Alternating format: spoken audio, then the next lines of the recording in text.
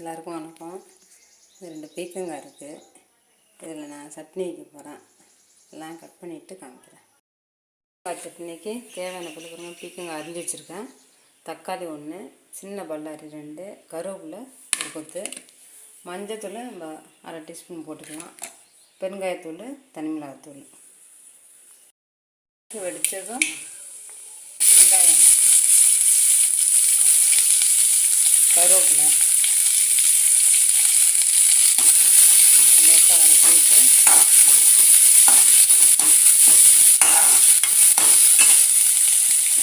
தக்காளி விடணும்.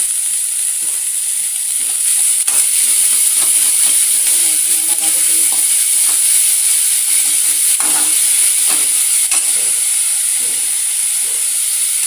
அது பீக்கங்காய் அதே எடுத்து போட்டுவிட்டேன். நல்லா வதக்கிக்கணும்.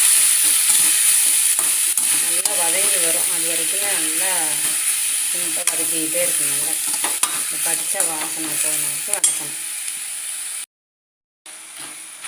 பீக்கங்காய் சட்னி ரெடி ஆகிடுச்சு. அது நல்லா வெந்துட்டு இதில் 1/2 டீஸ்பூன் தனி மிளகாத்தூள், கொஞ்சமாக பெருங்காயத்தூள், சும்மா கலக்காக மஞ்சத்தூள் கொஞ்சோண்டு போட்டுவிட்டால் போதும். அவ்வளோதான். தேவையான உப்பு போட்டேன். அவ்வளோதாங்க, அந்த பீக்கங்காய் சட்னி ரெடி ஆகிடுச்சு. நீங்களும் ட்ரை பண்ணி பாருங்கள்.